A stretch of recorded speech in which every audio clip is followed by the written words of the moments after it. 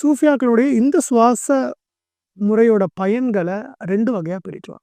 ஒண்ணு இவ்வாழ்க்கைக்கான பயன், இன்னொன்னு இறைவழிக்கான பயன் அப்படின்னு சொல்லிட்டு 2 வகையா பிரிக்கலாம். சூஃபியாக்களுடைய இந்த சுவாச முறையில இவ்வாழ்க்கைக்கான பயன்கள் என்னென்னங்கிறத டீட்டெயிலா பார்க்கலாம்.